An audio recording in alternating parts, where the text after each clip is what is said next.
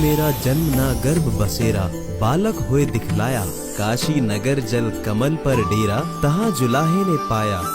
जगत गुरु तत्वदर्शी संत रामपाल जी महाराज जी के सानिध्य में परमेश्वर कबीर जी के प्रकट दिवस पर 9, 10 और 11 जून 2025 को नेपाल सहित भारत के 12 सतलोक आश्रमों में 3 दिवसीय महासमागम का आयोजन किया जा रहा है। इस कार्यक्रम का सीधा प्रसारण सतलोक आश्रम श्री धनाना धाम, तहसील गोहाना, जिला सोनीपत, हरियाणा से 11 जून 2025 को सुबह 9:15 बजे से साधना टीवी चैनल, संत रामपाल जी महाराज यूट्यूब चैनल और spiritual leader scene Rampal ji पर देख सकते हैं। सत साहिब। संत रामपाल जी महाराज एक ऐसे महान संत जिन्होंने अपनी सतभक्ति, तत्व ज्ञान, करुणा और सेवा के बल पर समाज में नई मिसाल कायम की है। संत रामपाल जी महाराज की अगुवाई में उनके सभी सतलोक आश्रमों से समाज कल्याण के अद्भुत कार्यों ने समाज को सुनहरे भविष्य की एक नई उम्मीद दिखाई है। संत रामपाल जी महाराज से नाम दीक्षा लेने के बाद लाखों लोगों की लाइलाज बीमारियां जैसे कैंसर, एड्स आदि ठीक हुई। संत जी के ज्ञान से प्रेरित होकर उनके अनुयायियों ने लाखों यूनिट रक्तदान किया।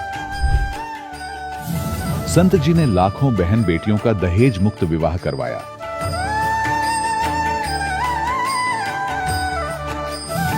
संत जी ने लाखों लोगों का नशा छुड़वाया, करोड़ों उजड़े परिवार बसे। संत जी के आश्रमों में समागम के दौरान निःशुल्क नेत्र चिकित्सा, दंत चिकित्सा प्रदान की जाती है। संत रामपाल जी महाराज द्वारा समय समय पर पर्यावरण संरक्षण के उद्देश्य से बड़े स्तर पर वृक्षारोपण किया जाता है। संत जी ने जरूरतमंदों को तत्काल राहत पहुंचाने के लिए एम्बुलेंस सेवा शुरू की। संत जी अपने अनुयायियों को देहदान के लिए प्रेरित करते हैं, जिससे मानवता की सेवा और चिकित्सा क्षेत्र में सुधार हो सके। संत रामपाल जी महाराज के सभी आश्रमों में हर रोज निःशुल्क भंडारा आयोजित किया जाता है, जहां हर वर्ग, हर जाति और हर धर्म के लोग एक साथ बैठकर भोजन करते हैं।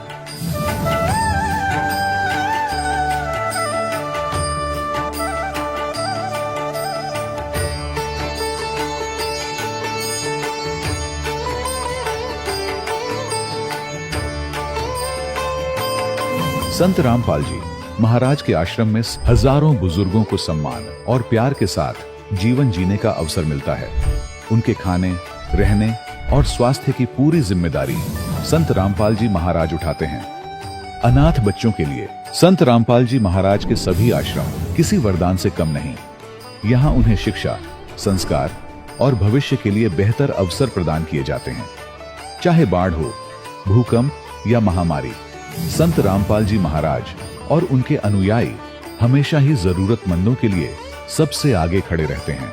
कोविड महामारी के दौरान संत रामपाल जी महाराज के आश्रमों से करोड़ों लोगों के लिए भोजन, दवाइयां और जीवन रक्षक सामग्रियां उपलब्ध कराई गई। चाहे गरीब की मदद हो या किसी शोषित और पीड़ित वर्ग के हक और सम्मान की लड़ाई, संत रामपाल जी महाराज ने हमेशा ही उनकी दबी आवाज को सरकारों तक पहुंचाया है और उन्हें उचित न्याय दिलवाने में अहम भूमिका अदा की है।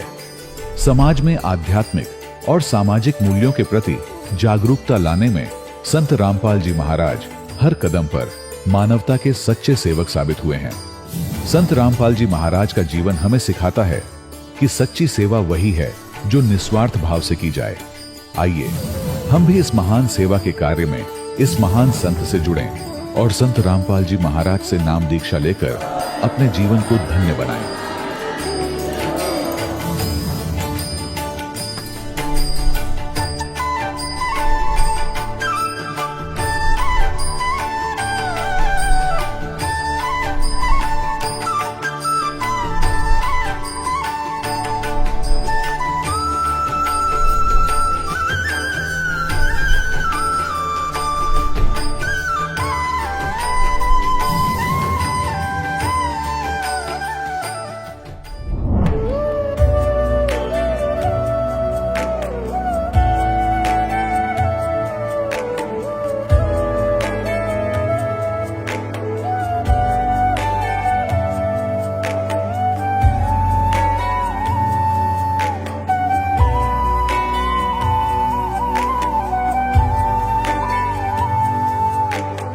कौन ब्रह्मा का पिता है, कौन विष्णु की मां, शंकर का दादा कौन है, हमको दे बता। ये जानने के लिए कृपया सुनिए। जगत गुरु तत्वदर्शी संत रामपाल जी महाराज के अमृत वचन सर्व पवित्र धर्मों के पवित्र शास्त्रों के आधार पर।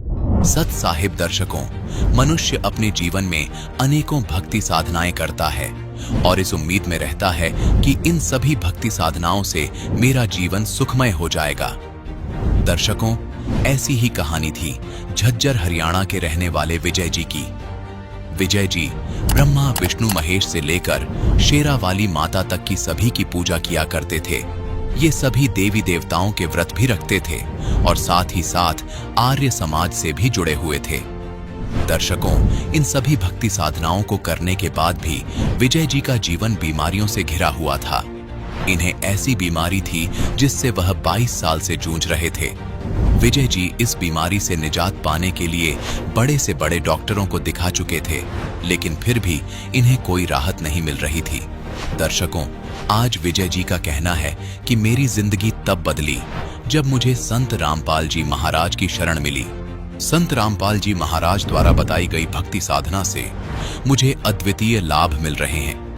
दर्शकों, आखिर संत रामपाल जी महाराज अपने शिष्यों को कौन सी भक्ति साधना बता रहे हैं जिसे अपनाने से लोगों को अद्वितीय लाभ मिल रहे हैं? आइए जानते हैं इसके पीछे की सच्चाई क्या है।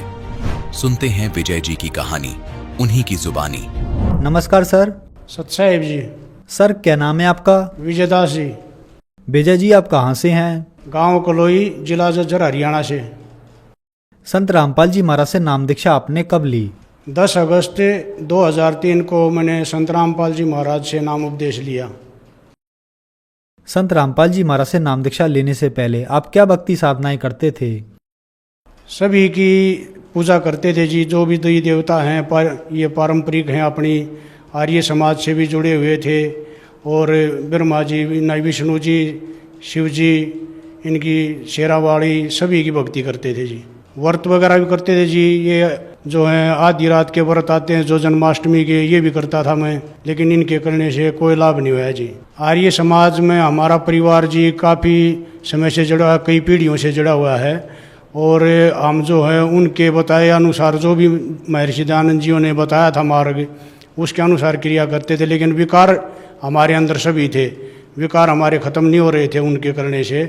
ना ही हमारा कोई भक्ति करने से विकार ख़त्म हो रहा था। विकार जो कहते थे बल्कि बढ़ते जा रहे थे। शरीर में बीमारियां भी बढ़ती जा रही थी और जी कोई आर्थिक लाभ भी नहीं हो रहा था जो हम ये कह सके कि हमारे को ये लाभ है। कोई लाभ नहीं हुआ जी इनकी भक्ति करने से, बल्कि नुकसान ही होता था। जो भी सोचते थे वो काम बनता नहीं था, बिगड़ता था जी। और जो भी हमें आगे विचार करते थे वही काम हमारे असफल हो जाते थे। और जी इनकी भक्ति करने से शारीरिक दुख भी शुरू हो गए थे जी। कभी शरीर में कुछ होना, कभी कुछ होना। मेरे को नज़ले की बीमारी हो गई थी, बहुत लंबी चली जी वो।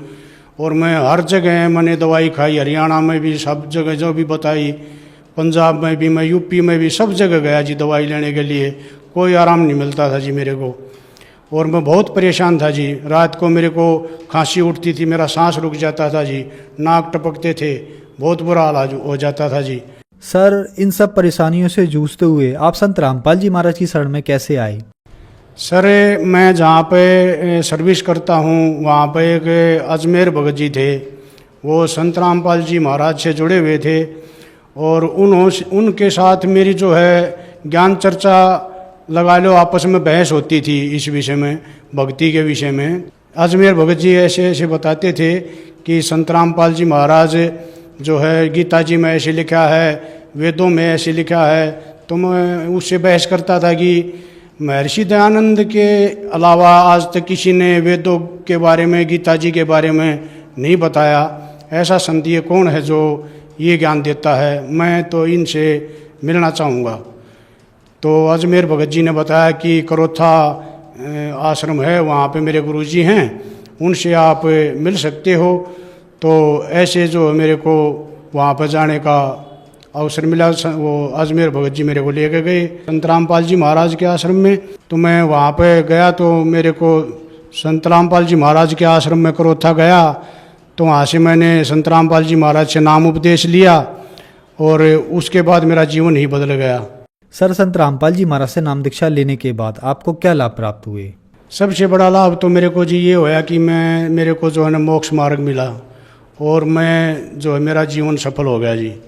मैं बहुत परेशान था इन जो पारिवारिक जो हमारी जो भक्ति थी उनसे, और संत रामपाल जी महाराज की शरण में आने के बाद आर्थिक लाभ भी होया जी, आध्यात्मिक लाभ भी होया। और जी मैं बहुत नशे पते करता था जी, जिनसे पूरा परिवार परेशान रहता था जी। और संत रामपाल जी महाराज की शरण में आने के बाद मेरे सब नशे छूट गए जी। और जी मेरा एक्सीडेंट हो गया 2014 में सर।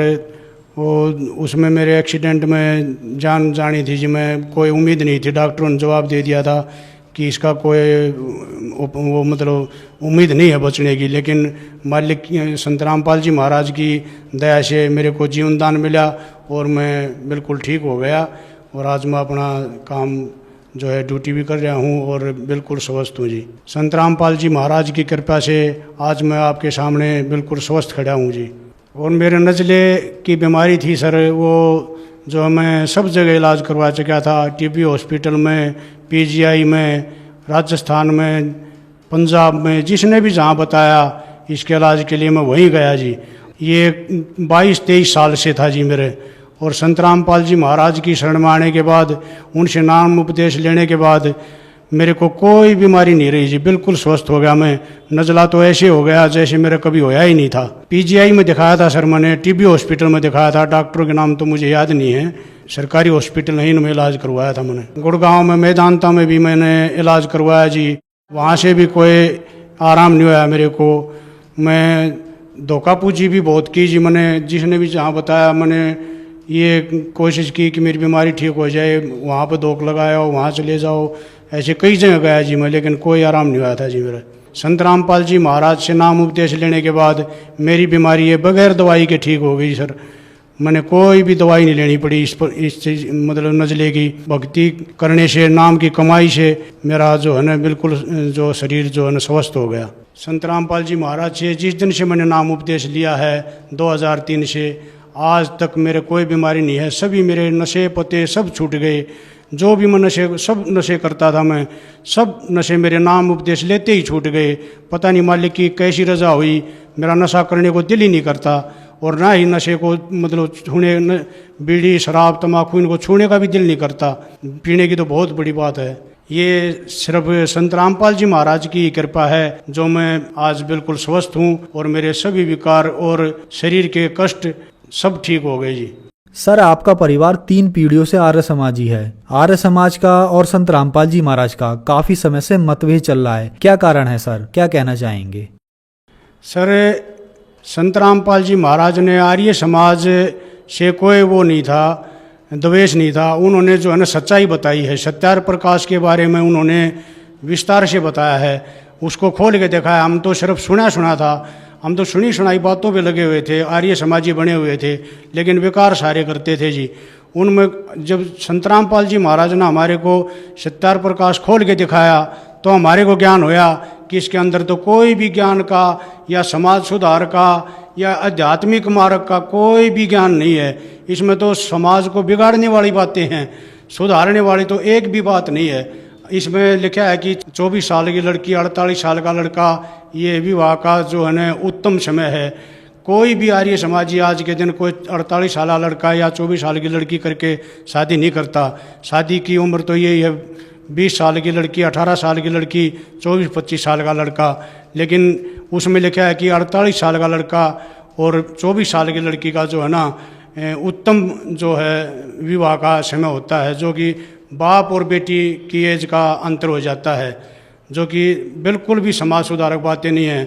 उन्होंने लिखा है कि सूर्य पे जो है सृष्टि रचना है, वहाँ पर मनुष्य रहते हैं, वेदों को पढ़ा जाता है।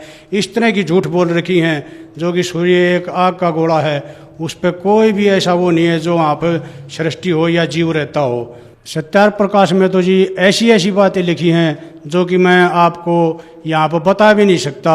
आप खुद पढ़ के देख लेना चौथे समोल्लास को, उसमें क्या क्या लिखा हुआ है। ये समाज के सामने बताने लायक भी बातें नहीं हैं। अगर आप ने कोई मेरी बात पर शंका हो तो आप सत्यार प्रकाश का चौथा समोल्लास विस्तार से पढ़ के देखो। संत रामपाल जी महाराज ने सिर्फ शास्त्रों का और सत्यार प्रकाश की तुलना की थी कि हमारे वेद ये ज्ञान दे रहे हैं, वेदों में ये लिखा है, गीता जी में ये लिखा है, सत्यार प्रकाश में ये लिखा है।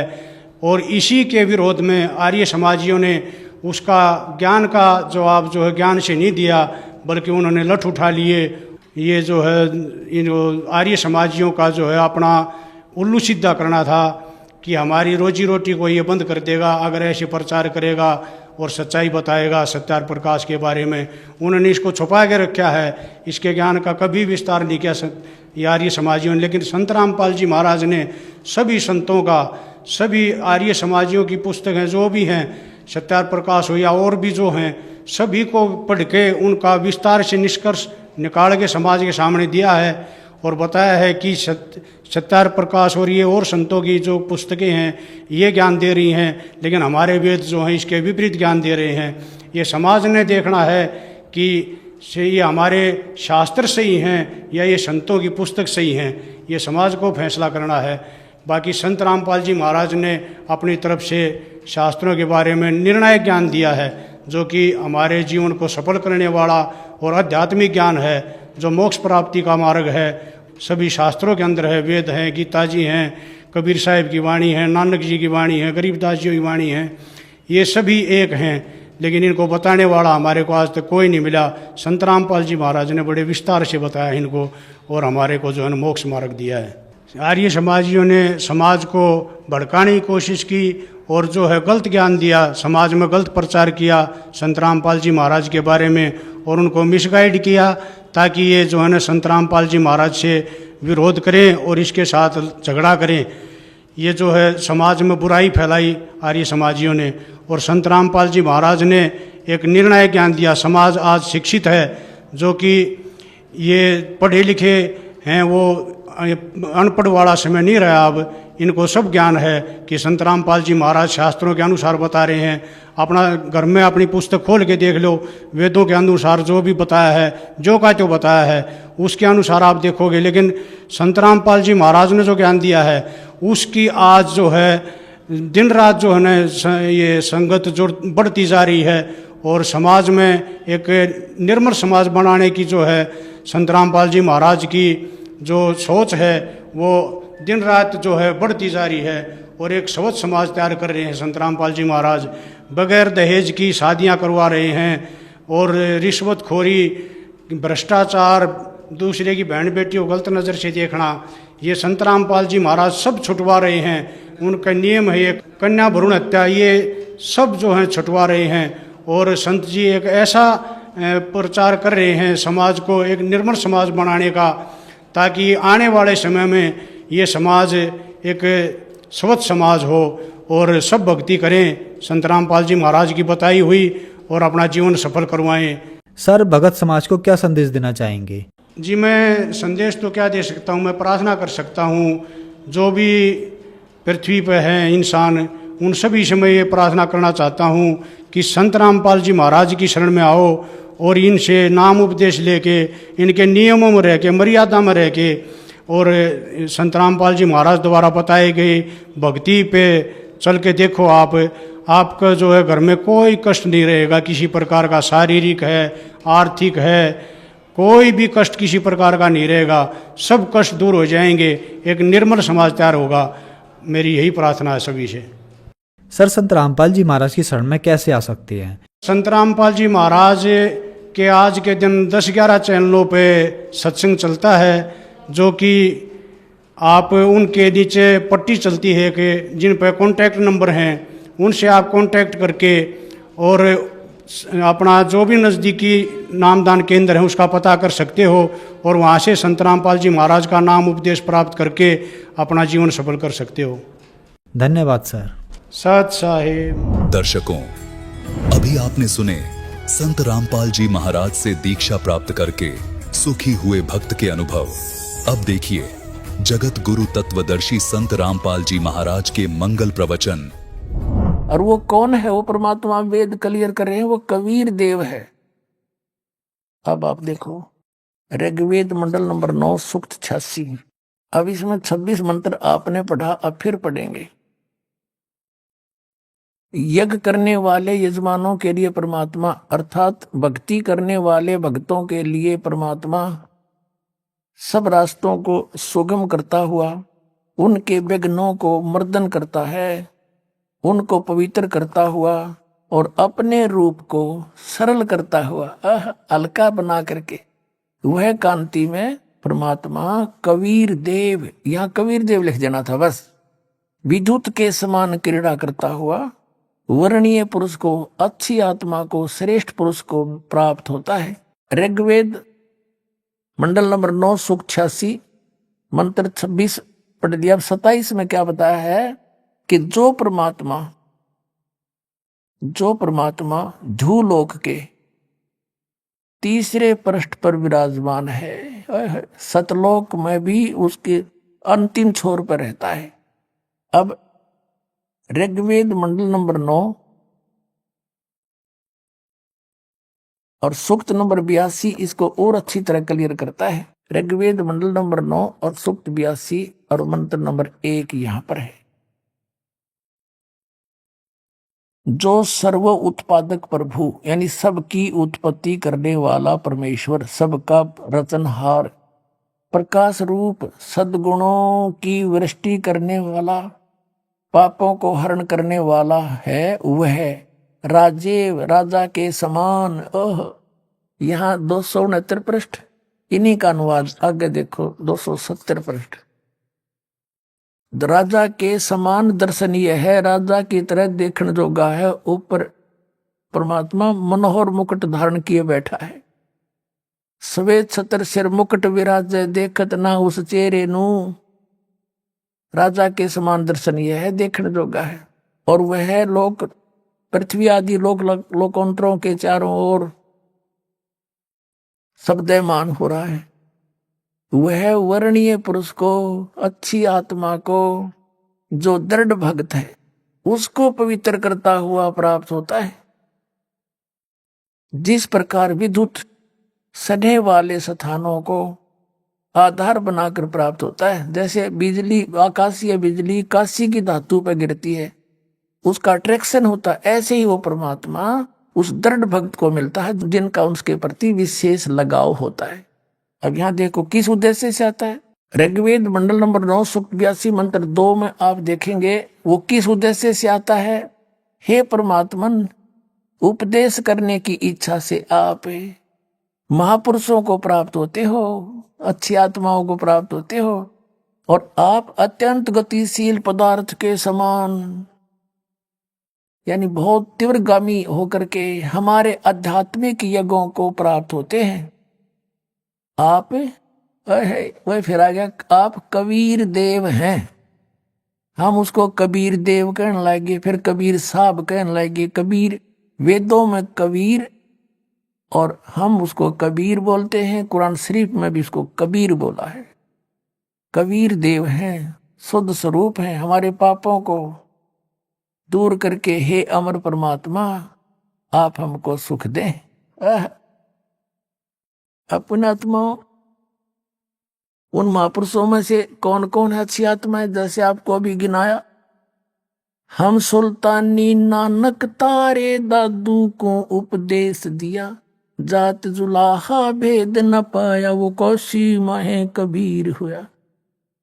उनमें से एक दृढ़ भक्त श्रेष्ठ आत्मा आदरणीय नानक साहिब जी हैं, जिनको परमात्मा बेई नदी पर मिले थे, सुल्तानपुर शहर में, पश्चिमी पाकिस्तान के अंदर है वो क्षेत्र। पहले ज्वाइंट भारत था ये सारा, अफगानिस्तान, बलोचिस्तान, पश्चिमी पाकिस्तान, पूर्वी पाकिस्तान और ईरान, इराक तक, गढ़ और गजनीब तक ये भारतवर्ष था।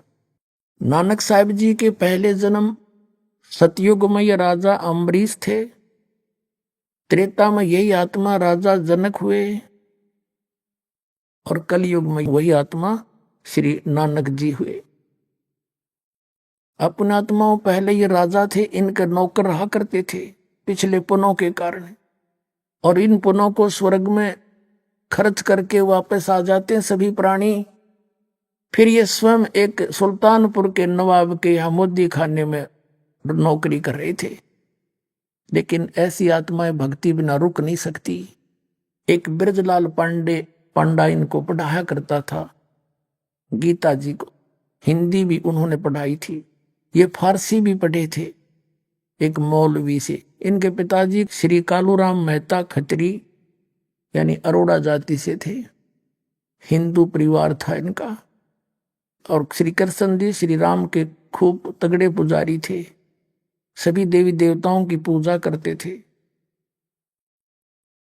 जब ये सुल्तानपुर में नौकरी कर रहे थे, वहां इनकी बहन ब्याही थी। इनके जीजा जी जो थे बहनोई श्री जयराम जी थे, उनके ही सिफारिश से नानक साहिब जी को मोदी खाने की नौकरी मिली थी नवाब के यहाँ, और जयराम जी भी वहां नवाब के ही सर्विस करते थे, या जैसे वो अच्छे गणमान्य व्यक्ति थे। नानक साहिब जी प्रतिदिन सुल्तानपुर के साथ से बह रही बेई नदी के ऊपर प्रतिदिन स्नान करने जाते थे, और वहां बैठकर कुछ देर भगवान का एकांत में चिंतन करते रहते थे।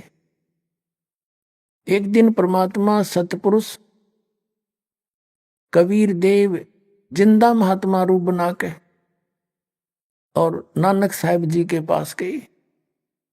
नानक साहिब जी से कहा कि हे महात्मा जी, हे भक्त, मैं बहुत भटक लिया, मुझे कोई सतमार्ग बताने वाला नहीं मिला, और मुझे कोई मार्ग बताओ। आप बहुत अच्छे भक्त बताए, सभी यहाँ चर्चा है आपकी। अब नानक साहिब जी ने जैसा भी ब्रजलाल पांडे से सुना था वो सारी कथा सुनानी शुरू कर दी। फिर कहा कि गुरु बिन मोक्ष हो नहीं सकता। तो परमात्मा ने कहा कि भाई गुरु किसको बनाऊं, जब तक मेरी आत्मा दृढ़ नहीं होगी। मैं वैसे गुरु तो मैंने बना भी रखा, रामानंद जी, काशी में पंडित स्वामी रामानंद जी से मैंने दीक्षा ले रखी है, लेकिन मेरी तसल्ली नहीं हुई, संतुष्टि नहीं है। नानक साहब जी कहते फिर मुझे बनाओ गुरु। तो कबीर साहब कहने लगे ठीक है आप गुरु जी, लेकिन मेरी कोई संशय समाधान करो गुरुदेव, मेरी कोई शंका का समाधान करो। बोलो कि ब्रह्मा विष्णु महेश की क्या स्थिति है, क्या ये जन्मते मरते हैं या इनके कोई माता पिता भी हैं? तो जैसा उन्होंने सुन रखा था ब्रजलाल पांडे से, और जैसा भी हिंदू धर्म में प्रचलित है, ये लोक वेद सारा सुना दिया। ये अजरो अमर हैं, अविनाशी हैं, इनके कोई माता पिता नहीं, श्री कृष्ण जी सर्वश्रेष्ठ हैं, और श्री कृष्ण जी ने गीता का ज्ञान दिया, ये अनमोल ग्रंथ है। तो कबीर साहब ने कहा जी कुछ फिर उस अनमोल ग्रंथ के कुछ वचन सुना दो। फिर वो नानक साहिब जी ने कुछ जो श्लोक याद थे वो सुनाए। फिर कबीर साहब ने उसके ऊपर कहा कि आप श्री कृष्ण जी कहते हो, श्री कृष्ण जी ने गीता बोली। हाँ श्री कृष्ण जी ने। तो आप श्री कृष्ण जी को अजरो अमर बताते हो, उनकी जन्म मृत्यु नहीं होती? कि हाँ बिल्कुल सही है, नानक जी बोले। अब जिंदा फकीर बोला, कबीर परमेश्वर जिंदा रूप में विराजमान थे, कि आपके गीता ज्ञानदाता चौथे अध्याय के 5वें और 9वें श्लोक में, दूसरे अध्याय के 12वें श्लोक में और 10वें अध्याय के दूसरे श्लोक में कहता है मेरे जन्म और मृत्यु होता है। अर्जुन तू नहीं जानता, मैं जानता हूं।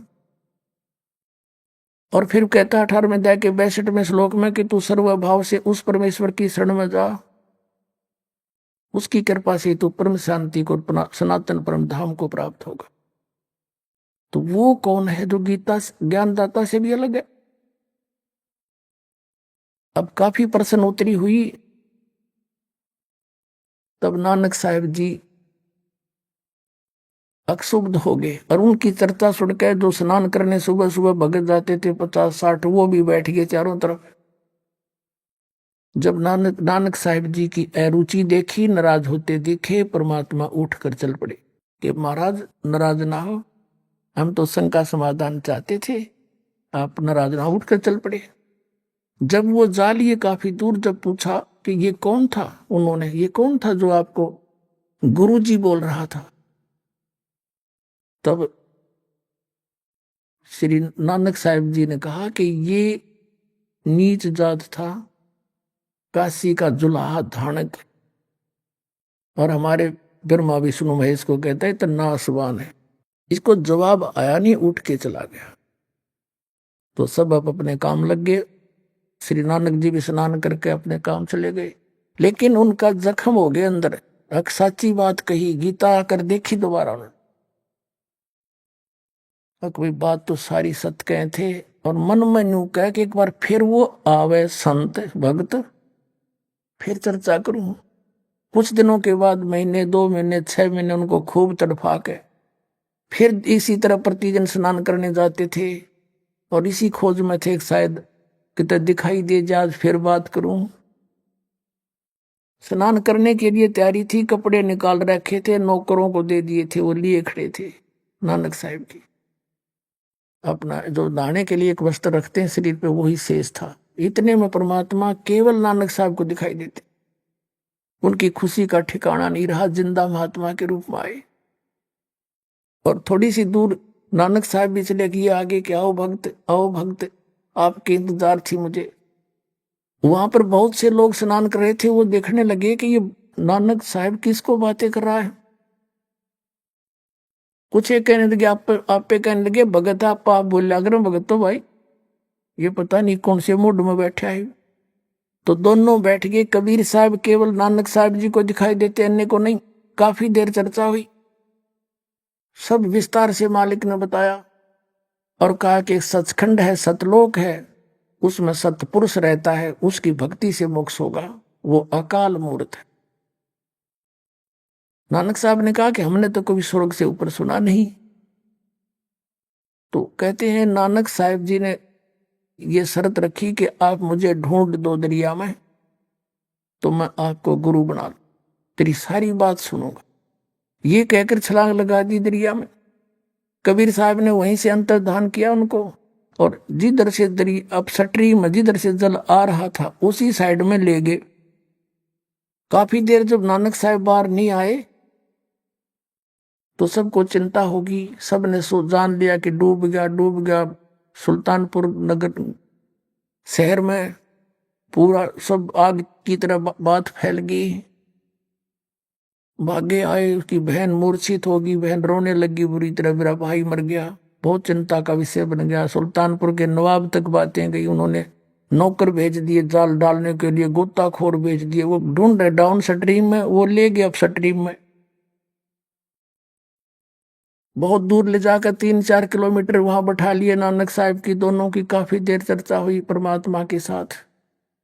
फिर नानक साहब ने कहा कि मुझे सचखंड दिखा दो भगवान, फिर मैं मानू। शरीर को वहां छोड़ा, आत्मा लेकर चल पड़े।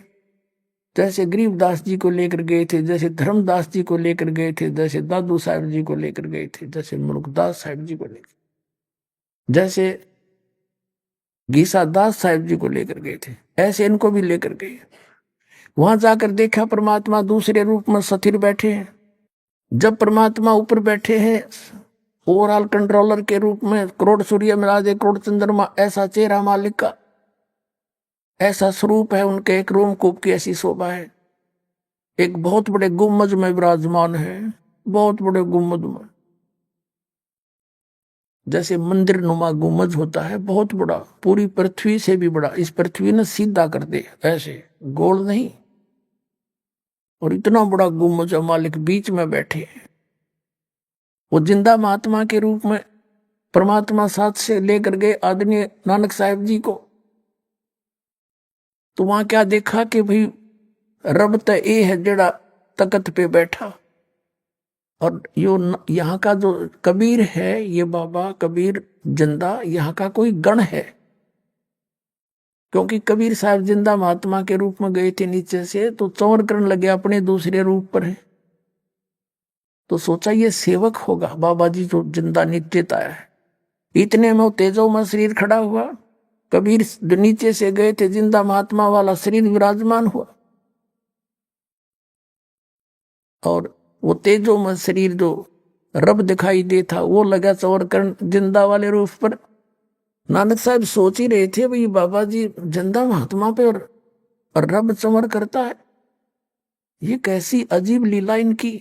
इतने में तेजो में शरीर और परमेश्वर कबीर साहब जिंदा वाले शरीर में समा गया, एक रह गई।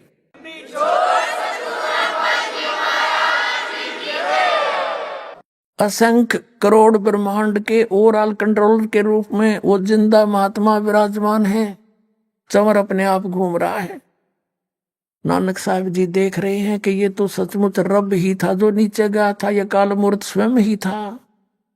भया एक से दो, जैसे रामानंद जी को मिले थे, स्वामी रामानंद जी को भी दिखाए थे, ऊपर आदरणीय रामानंद जी को भी, तब उन्होंने कहा था दो ठोर है एक तू, भया एक से दो, कह रामानंद हम कारणे तुम आए हो मगजो। और यही आदरणीय नानक साहब जी के साथ घटना घटी। और तब परमात्मा ने कहा कि आई एम कबीर, मैं कबीर हूं, अल्लाह अकबर हूं, मैं कबीर देव हूं। और काशी में बनारस में एक धानक रूप में रहता हूं, जुलाहे का काम करता हूं। प्यारी आत्मा, जब मोक्ष चाहिए आपको, सतनाम लेना मेरे से, वहां सतनाम दूंगा। और वो जाप करना होगा 2 अक्षर का है, उससे आपका मोक्ष होगा। वहां तो कहते हैं कोट जन्म तन ब्रह्म दोगे, कुछ नहीं हाथ लगा रे, कुकर सुकर खरबा बोरे, कौआ हंस बगारे। परमात्मा ने कहा कि तेरे बहुत असंख्य जन्म हो लिए, जब से हमसे मिलने से पहले वो गए बर्बाद आपके। राजा अम्बरीश आप थे, राजा जनक आप थे, और अब आप स्वयं नौकर बन बैठे। और यदि हम तुमसे नहीं मिलते तो जीवन व्यर्थ हो जाता है। अपने आत्माओं, यहां समस्या आती है कि पवित्र सिख समाज इस बात को मानने को तैयार नहीं है कि नानक साहिब जी के कोई गुरु थे। वो कहते हैं स्वयं ही परमात्मा ही मिले थे उनको, और हम भी यही कहते हैं कि वो परमात्मा ही मिले थे उनको। वो कहते अकाल मूर्त मिले थे, हम भी कहते हैं अकाल मूर्त मिले थे।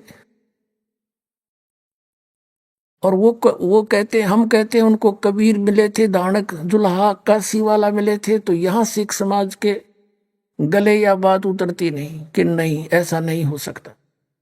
तो पुण्यात्माओं, प्रमाणों के सामने फिर किसी की जोर नहीं चलता।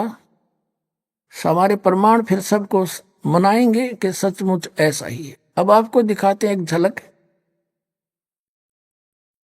कि नानक साहब के गुरु थे कबीर साहब, जिंदा महात्मा रूप में आए थे। अभी दिखाते हैं।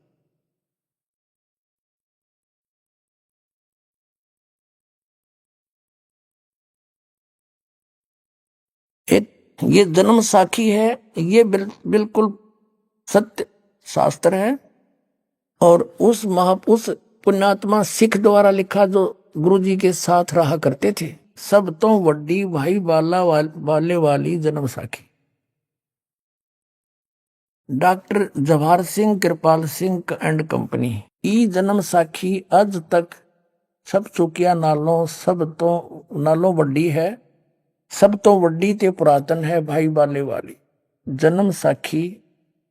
श्री गुरु नानक देव जी दी पंजे साहिब दी साखी ते दसा पातशाह दी दे जीवन समेत मुकम्मल साखियां हन। प्रकाशक है Jawahar Singh, doctor Jawahar Singh Kripal Singh and company. पुस्तकां वाले गली नंबर 8 बाग रामानंद 8 अमृतसर, ये यहां से छपी है। अब देखो 251 पृष्ठ पर, और साखी है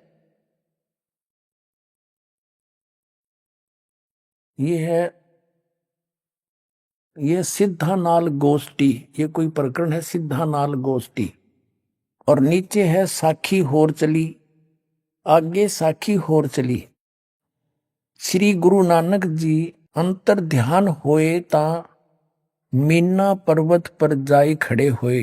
ता फिर मर्दा ने कहा जी असी इथे किथे आए हाँ। ता गुरु नानक जी की हा मर्दाना असी हुण मीना पर्वत ते आए हाँ।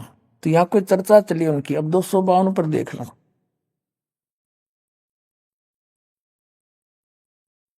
252 पृष्ठ पे। आगे ता गुरु नानक जी की हा मर्दाना असी 16,000 जोजन ऊपर आए हैं आहे ता मर्दाने कहा जी यहाँ से सुमेर पर्वत कितना रहिंदा है। अब अपने मतलब की पढ़ेंगे। ता फिर मर्दाना पूछिया जी तू सानू जो गुरु मिलिया सी उसका नाम की है। ता गुरु नानक जी कहा मर्दाना उसका नाम बाबा जिंदा आखदे हन। जहां तोड़ी जल और पवन है उसदे हुक्म विच चलदे हन। अते अगन और मिट्टी ए भी उस दे आखे विच हन। जिस ताही बाबा जिंदा मिलेगा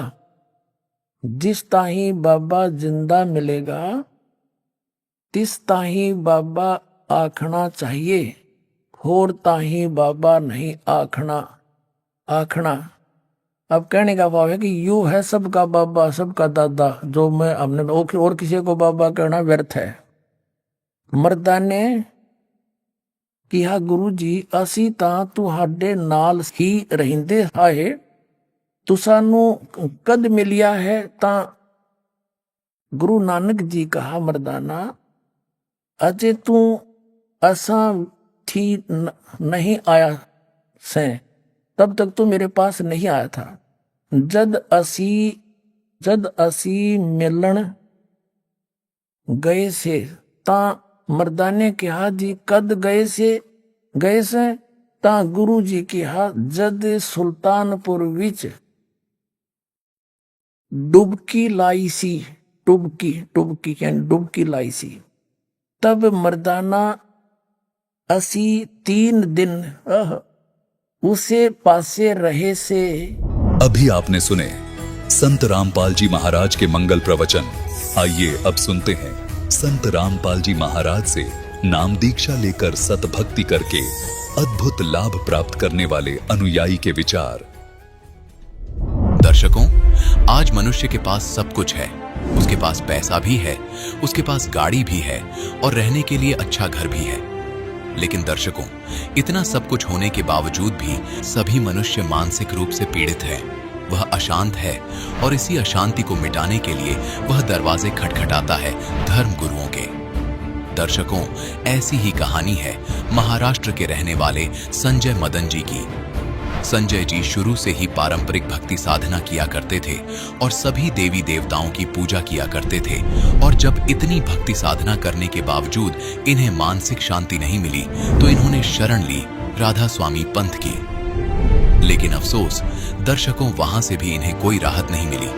लेकिन आज संजय जी का कहना है कि मैंने जब से संत रामपाल जी महाराज की शरण ग्रहण की है, तभी से मेरा जीवन पूर्ण रूप से बदल गया है। मुझे सच्चा सद्गुरु और पूर्ण शांति मिल गई है। दर्शकों, आखिर संजय जी ऐसा क्यों कह रहे हैं? आखिर संजय जी ने राधा स्वामी पंथ को छोड़कर संत रामपाल जी महाराज की शरण क्यों ग्रहण करी? आइए सुनते हैं संजय मदन जी की कहानी उन्हीं की जुबानी। जी नमस्कार। नमस्कार जी। क्या नाम है सर आपका? मेरा नाम संजय मदन भांदुर्गे। संजय जी, कहाँ से आए हैं आप? मैं जिला वाशिम महाराष्ट्र से आया हूँ जी। सर, क्या काम करते हैं आप? मैं पेशे से प्रोफेसर यानी शिक्षक हूँ। सर, संत रामपाल जी महाराज की शरण में आने से पहले आप क्या भक्ति साधनाएं करते थे? पहले हम वही पारंपरिक साधनाएं जो रहती है ब्रह्मा विष्णु और महेश, इनकी भक्ति हम करते थे। जैसा कि हमारे कुल देवता शिव जी थे, तो उसकी वजह से हम सावन में जो भी पूजाएं होती है आमतौर पर वो हम करते थे। ऐसे ही मैं धारगढ़ यानी अकोला में एक तीर्थ क्षेत्र है जो जंगल में, घने जंगल में, वहाँ हम जाते थे और वो तीसरे सोमवार को खुलता था, तो रात भर चलते थे जंगलों में और वहाँ जाके दर्शन करते थे। और इसी को हम अपना मोक्ष यानी यही भक्ति साधना सही समझते थे और यही भक्ति करते थे। बाद में हमारे इधर शेगांव में श्री गजानन संत गजानन महाराज करके एक देवस्थान है, उनकी भी पूजा करते थे। हर गुरुवार को वहाँ जाना, शेगांव जाना और दर्शन करना, मत्था टेकना, यह सब पूजाएं हम पारंपरिक करते थे। जब नवरात्र आता था तो 9 दिन हम दुर्गा जी की भक्ति करते थे। जब गणेश जी यानी गणपति महाराष्ट्र में जो बहुत बड़ा त्यौहार रहता है तो गणपति बिठाते थे, उसकी भी हम पूजा और साधना करते थे जी। सर, जो भी आपने पारंपरिक पूजाएं की हैं, क्या इनके अलावा भी आपने कोई गुरु बनाया? जी हाँ, तो मेरा पहले से ही ये जो देवी देवता है उनके इसमें मन नहीं लगता था। मुझे ये पाखंड यानी कर्मकांड मुझे अच्छा नहीं लगता था। मुझे लगता था क्योंकि मैं जब देखता था कि जब देवी देवताओं के लिए जाते हैं जगत लोग, भगत लोग, तो वहाँ धक्का बुक्की करते थे, कोई पैसे दे के आगे लाइन में लग के दर्शन ले लेता था। तो मुझे पहले से ये चीज़ें कुछ मतलब रास नहीं आती थी, तो इसलिए मेरा उसमें मन नहीं था। तो ऐसे ही जब मैं एक स्कूल में प्राइवेट जॉब पहले करता था तो वहाँ एक हमारे कलीग्स थे, तो उन्होंने मुझे राधा स्वामी पंथ के बारे में बताया।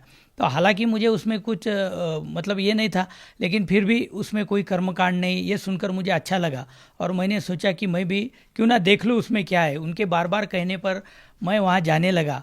फिर सत्संग सुनी, कैसेट्स के ऊपर वो सत्संग आते थे, तो और सत्संग करता वहाँ बैठकर बुक रीडर पढ़कर सुनाते थे, तो वो बानियाँ, वो सत्संग, और मुझे अच्छा लगा वहाँ का डिसिप्लिन। तो फिर मैंने भी ब्यास अमृतसर में राधा स्वामी सत्संग ब्यास, जहाँ वहाँ मुख्य उनका हेडक्वार्टर है, वहाँ जाकर नाम दीक्षा ली मैंने और मेरे पत्नी ने, दोनों ने भी। और इस तरह मैं राधा स्वामी पंथ में वहाँ करीब 3 साल तक रहा। वहाँ भी सेवा की, साधना की। वाशिम ज़िले में हमारे महात्मा गांधी स्कूल में वो जो सत्संग होता था हर संडे को, रविवार को, तो वहाँ पर 9 बजे हम वो कैसेट लगाना, वहाँ पे सेवा करना, आजू बाजू जो खेड़े हैं वहाँ पर शनिवार को ही जाना और वहाँ की संगत को बुलाना, और ये सब करते थे और सेवा करते थे। सर देखिए, एक बात बताइए, आप बचपन से ही देवी देवताओं की पूजाएं कर रहे थे और आपने गुरु भी बना रखा था, तो फिर आपने संत रामपाल जी महाराज जी से नाम दीक्षा क्यों ली? हाँ, तो फिर मुझे लगता था कि राधा स्वामी पंथ के ऊपर इस विश्व में कोई भी ऐसा पंथ नहीं है जो इतना अच्छा और सच्चा है। लेकिन ये मेरा भ्रम तब टूटा जब रेखा दासी नाम से एक हमारे रिलेटिव्स है, उन्होंने संत रामपाल जी महाराज से नाम दीक्षा ली थी। तो उन्होंने मुझे बताया कि एक टीवी पर चैनल पर एक सत्संग आता है एक गुरुजी का, और वो राधा स्वामी पंथ ही नहीं बल्कि विश्व के जितने भी संत हैं उनको चैलेंज करके बोलते हैं कि तुम्हारे पास सत साधना नहीं है, मोक्ष हो नहीं सकता। तो बंदी चोर, ये सुनकर सर जी, ये सुनकर मेरे दिल को बहुत ठेस लगी। मैंने बोला ऐसा कौन सा संत है जो इतने बड़े पंथ को नाम रखता है? तो मेरा जो अहंकार था वो आड़े आ गया, और मैं शिक्षक था वो भी। तो मैं वो सत्संग देखने लगा कि इसमें क्या है, ऐसा क्या ये कह रहे हैं जिसकी वजह से इतने बड़े राधा स्वामी पंथ को ये गलत बता रहे हैं, ये कैसे हो सकता है। तो फिर मैंने जब उनके सत्संग सुने 1-2 बार, तो भगतमती से मैंने चर्चा की कि ये संत तो अपने पंथ को गलत बताते हैं। तो उन्होंने बोला इनके सत्संग मत देखो क्योंकि ये गुरु निंदा करते हैं और गुरु निंदा सुनना पाप होता है। तो फिर भी मैं छुप छुप के, पता नहीं मुझे वो खोज थी कि क्यों ये ऐसा कह रहे। सर आपको कौन सी ऐसी बात ने सबसे ज़्यादा प्रभावित किया कि जिसको सुनकर के आपने संत रामपाल जी महाराज जी से नाम दीक्षा ले ली? हाँ, तो उस दिन जब मैंने एक बार सत्संग लगाया दूसरे दिन, तो उसमें उन्होंने डायरेक्ट घट रामायण संतमत भाग प्रकाश 4 वो पुस्तक किताब खोली, जिसकी मैं प्रैक्टिस करता था क्योंकि मुझे बुक रीडर की सेवा करने को अच्छा लग रहा था और मैं करना चाहता था। लेकिन पता नहीं क्यों मैं बार बार 2 बार फेल हो गया था। तो मुझे लगता था कि मैं टीचर होके ऐसा क्या मुझ में ये गलतियाँ निकाल रहे हैं, क्योंकि वो कैसेट पुणे में भेजते थे, मुंबई भेजते थे और बाद में सिलेक्ट होके आती थी और फिर बाद में आपको वो सेवा मिलती थी। तो वही किताब संत रामपाल जी महाराज ने खोली और घट रामायण में कर नैनो दीदार महल में प्यारा है, ये बानी में बताया, 5 नाम काल के जानो, छठका नाम गुप्ती रखा। ये जब मैंने देखा, सुना, तो मुझे झटका लगा। और उन्होंने नाम भी बता दिए जो नाम हम कभी किसी को नहीं बताते थे, जो राधा स्वामी में दिए जाते हैं। तो वो नाम सुनकर संत रामपाल जी महाराज ने बताया कि ये तो काल के नाम है और वो नाम जो है सारनाम सतनाम वो गुप्त है और उसी से मोक्ष होना है। फिर मुझे वो झटका लगा और मुझे ये तड़प बनी कि एक बार मैं ज़रूर जाऊँ और देख लूँ कि सच में ये कैसी साधना है, कैसी भक्ति है। सर, संत रामपाल जी महाराज के ज्ञान से आप काफ़ी प्रभावित हुए, तो हम ये जानना चाहेंगे कि फिर आपने नाम दीक्षा कब ली संत रामपाल जी महाराज से? तब मैंने 18 जून 2013 यानी कबीर जयंती के दिन हम वहाँ गए देखने के लिए। तो वहाँ जाने के बाद जब मैंने वहाँ के वो नियम पढ़े तो मुझे लगा कि ये नियम देखकर तो कोई विश्व का कोई भी आदमी शायद ही ये भक्ति कर पाएगा, ये तो बहुत कठिन नियम है। सर, अगर नियम की बात करें तो हम आपसे ये जानना चाहेंगे कि संत रामपाल जी महाराज के क्या क्या नियम थे? नियम तो सिंपल थे। नियम ऐसे थे कि जैसे दारू, मांस, तंबाकू, बीड़ी, सिगरेट नहीं पीना है, अन्य देवी देवताओं की पूजा नहीं करनी है, क्योंकि गीता जी में बताया है, हे अर्जुन तू सर्व प्रकार से सर्व देवी देवताओं की, ये 33 करोड़ देवी देवताओं की भक्ति मुझको अर्पण कर, मैं तुझे सर्व पापों से मुक्त कर दूंगा। और उस तत्वदर्शी संत की तलाश कर और उसकी तलाश करने के बाद ही तुझे परम शांति सनातन धाम यानी सतलोक मोक्ष की प्राप्त होगी। तो फिर ये तो बाद में पता चला, तो मुझे लगा ये सब हम नहीं कर पाएंगे। बाद में उसमें दहेज लेना नहीं, दहेज देना नहीं और ये रिश्वत लेना नहीं, तो ये बहुत अच्छे नियम थे, लेकिन मुझे वो इम्पॉसिबल लग रहे थे, क्योंकि आज समाज में सब तरफ वही है, उसके सिवा तो कुछ होता नहीं। सर देखिए, आपने संत रामपाल जी महाराज के नियमों को समझा, संत रामपाल जी महाराज के ज्ञान को समझा। इससे पहले आप राधा स्वामी पंथ में जुड़े हुए थे, तो सर हम आपसे ये जानना चाहेंगे कि ऐसे वो कौन से लाभ थे जो आपको राधा स्वामी पंथ में या अन्य पूजाओं को करने से नहीं मिले और संत रामपाल जी महाराज जी से नाम दीक्षा लेने के बाद आपको वो लाभ मिले? हाँ जी, हाँ सर जी, हमको लाभ ये हुए कि तब से हमको एक परम शांति का अनुभव होने लगा और सुकून मिला, शांति मिली, मोक्ष मार्ग मिला, सही शास्त्रानुकूल साधना मिली। और लाभ ये हुआ, आर्थिक लाभ में मतलब हम प्लॉट लेने की सोच रहे थे, तो वो भी संत रामपाल जी महाराज की दया से वो भी हमको मिल गया आसानी से। उसके बाद में पहले बचत नहीं होती थी, तो थोड़ी पैसों में बरकत बोलो वो भी आने लगी। और दूसरा लाभ ये हुआ कि मेरा एक ज़बरदस्त एक्सीडेंट हो गया था। मैं मॉर्निंग वॉक में ऐसे टहलते हुए जा रहा था, एक साइड था, पूरा रोड खाली था, लेकिन पता नहीं कहाँ से एक पीछे से गाड़ी आ गई और उसने मुझे टक्कर मारी। मैं ज़ोर से गिर गया, पूरा मेरे ये कंधे, ये कान छिल गया साथ, मतलब उसके बाद में, और पूरा ये मुझे पीछे देखते नहीं आ रहा था, अकड़ गया था पूरा। तो मुझे तो लगा कि मेरा स्पाइनल कॉर्ड जरूर इंजरी हुई होंगी। तो उसके बाद वो आदमी ने मुझे, वही गाड़ी में बैठकर लोग जमा हो गए, उसने मुझे वाशिम क्रिटिकल में भर्ती कर दिया। तो मैंने बोला मुझे कुछ नहीं होगा, आप सिर्फ मुझे एक इंजेक्शन दे दो, मेरे गुरु समर्थ है, मुझे कुछ नहीं होगा, सिर्फ संत रामपाल जी ये मेरे समर्थ गुरु है, मैं मर नहीं सकता, आप मुझे एक गोली दे दो और छोड़ दो। तो बोले ये आप कैसे कह रहे हैं, आपको बहुत मार लगा हुआ है, पूरा खून बह रहा। मुझे तो लगा था एक बार मेरा कान टूट गया होगा। मैं कान ऐसा हाथ में पकड़ के रखा हुआ था, पूरा लाल हो गया था शर्ट वगैरह। फिर वो बोले नहीं आपको तो बहुत मार लगी है। हम एक सिंपल डॉक्टर के पास गए तो वो बोले ये बहुत मार है, इनको क्रिटिकल में ले जाओ। तो वाशिम क्रिटिकल में मेरे को लेकर गए। तो वहाँ जाने के बाद वहाँ के कंपाउंडर भी बोल रहे थे कि अंकल ये आप इतना सहन कर रहे हो, ये कोई भी 4 व्हीलर का इतना मार कोई भी सहन नहीं कर सकता। मैंने बोला हमको कुछ नहीं होगा, क्योंकि हमको नाम दीक्षा और संत रामपाल जी से गुरु दीक्षा मिली हुई है और उसकी वजह से हमको कुछ नहीं होता, आप ड्रेसिंग कर दो और छोड़ दो। तो वो 2 दिन की बात कर रहे थे, लेकिन मुझे संत रामपाल जी की दया से 1 दिन में ही छुट्टी हो गई जी। और उसके बाद एक बार मेरी 3 साल की बच्ची थी, तो वो ऊपर से सीढ़ियों से, मतलब पहली सीढ़ी से गिरी थी। 10-12 सीढ़ियाँ वो लुढ़कते हुए आई, सीढ़ियाँ खड़ी थी, लेकिन और वो थोड़ी देर के लिए बेहोश हो गई, मतलब 10-15 मिनट के लिए बातें नहीं कर रही थी, इधर उधर ऐसी गर्दन डाल रही थी। तो मैं तो पूरा घबरा गया था, लेकिन संत रामपाल जी महाराज की दया से उसे फिर हम हॉस्पिटल लेके गए, कानडे हॉस्पिटल वाशिम में बच्चों का। वहाँ जाने के बाद उन्होंने सलाइन देकर 2 दिन में बच्ची को सिर्फ 2000 रुपये बिल आया और उसको कुछ भी नहीं हुआ। नहीं तो पहले तो सब बोल रहे थे कि बच्ची का बचना मुश्किल है, तो वो एक लाभ हो गया। उसके बाद में सर जी एक और लाभ हुआ, मेरी भगतमती को 2 किडनी स्टोन थे, दोनों किडनियों में, एक 9 mm एक 12 mm। तो पहले दर्द होता था, लेकिन एक बार संत रामपाल जी महाराज से प्रार्थना लगाई कि हे मालिक ये ऐसा ऐसा प्रॉब्लम है तो आप ठीक कर दो। तो परमात्मा ने बोले बेटा भक्ति करो, संत रामपाल जी महाराज ने बोला भक्ति करो, परमात्मा दया करेंगे। तो उसके बाद में उसका वो दर्द भी आज तक नहीं हुआ। उसकी वेन भी एक ब्लॉक थी, उसको मतलब हर महीने 2-4 महीने भी वो कभी भी गोलियां ख़त्म नहीं होती थी कि दूसरी बीमारी पहली ख़त्म कि दूसरी चालू, पहली ख़त्म, ऐसा चालू रहता था। तो फिर वेन ब्लॉक हो गई, फिर उसको भी नागपुर दिखाया, औरंगाबाद दिखाया, जितने भी है डॉक्टर न्यूरोलॉजिस्ट है, कोई बोलता था इधर ब्रेन को दिखाओ, चेस्ट वाले को दिखाओ, हार्ट वाले को दिखाओ, न्यूरोलॉजिस्ट को, सब किए, लेकिन वो भी अब उसको चक्कर आते थे।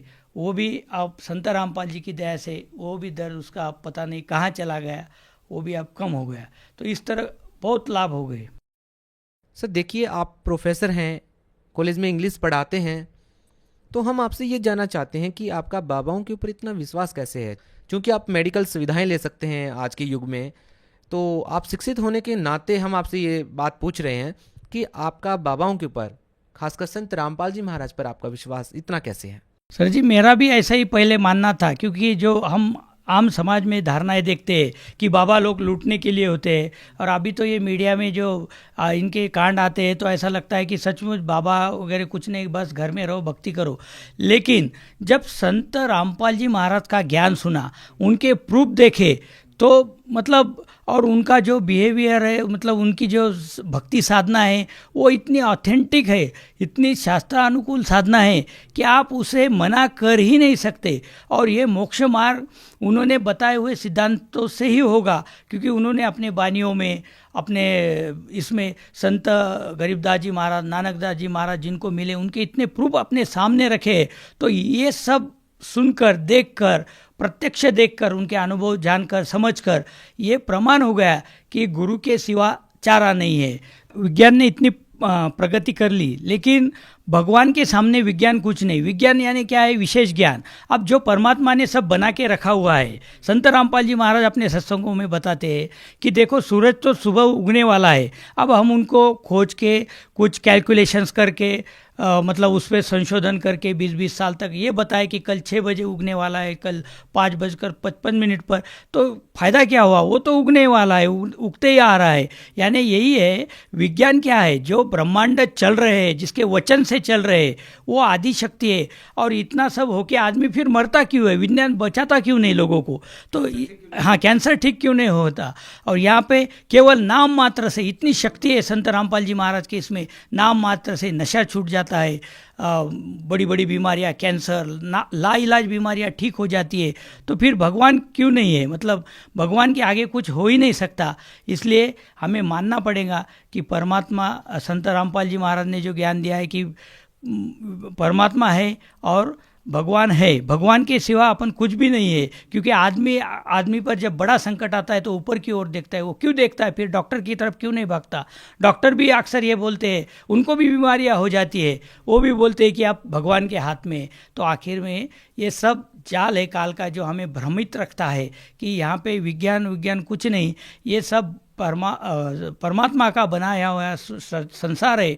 सर, आप भगत समाज को क्या संदेश देना चाहेंगे? मैं सारे भगत को, समाज को यही संदेश, मतलब वो तो परमात्मा संत रामपाल जी महाराज दे रहे हैं अपने पुस्तकों से, जीने की राह, जगण्याचा मार्ग, ज्ञान गंगा, ये पुस्तकों से दे ही रहे, social media, Twitter, Facebook, Instagram पर। लेकिन मैं एक प्रार्थना दास की है सबको कि जो भी आज परमात्मा को खोज रहे हैं तो अपना व्यर्थ समय मत गवाओ, इधर उधर मत भटको। आप केवल 6 महीने या ज़्यादा से ज़्यादा, बहुत ही मतलब जिसको समझ नहीं आता, 1 साल तक संत रामपाल जी महाराज के सत्संग सुनो। आपको सारी सृष्टि रचना, सारा आध्यात्मिक ज्ञान हो जाएगा। ये संसार कैसे बना है, क्या बना है, ये मालूम होगा। और शास्त्र अनुकूल साधना कैसे की जाती है, इसका सही ज्ञान होगा। और इसी से मोक्ष है, अन्य किसी चीज़ से मोक्ष नहीं है। सर, अगर आज के दिन कोई संत रामपाल जी महाराज से जुड़ना चाहता है और आपकी तरह, जैसे आपको संत रामपाल जी महाराज से नाम दीक्षा लेने के बाद लाभ मिले हैं, अगर कोई व्यक्ति संत रामपाल जी महाराज से जुड़ना चाहे तो कैसे जुड़ सकता है? अभी टीवी चैनलों पर जो भी सत्संग आते हैं या ज्ञान गंगा किताब भी आपको मिलती है SMS द्वारा फ्री में, तो के नीचे जो नंबर है आप फ्लैश होते हैं, दिखते हैं, उस पर आप कॉल करो। तो हर जिले में नामदान सेंटर संत रामपाल जी महाराज ने सब पर दया करके बनाए हुए हैं। आप वहाँ जाकर निःशुल्क नाम दीक्षा प्राप्त करके और चलते फिरते भक्ति कर सकते हो। कोई कर्मकांड नहीं, कुछ नहीं, सिर्फ नाम जपना है और इस जन्म मरण के दीर्घ रोग से अपने को छूटने का यही एकमात्र पर्याय संत रामपाल जी महाराज ने बताया है, जो आपको सहज ही प्राप्त हो सकता है। उस नंबर पर कांटेक्ट कीजिए और जल्दी से संत रामपाल जी महाराज की शरण में आ जाइए। आपको सर्व लाभ होगे, आर्थिक, शारीरिक और मोक्षिक भी होगा। बहुत बहुत धन्यवाद। नमस्कार जी।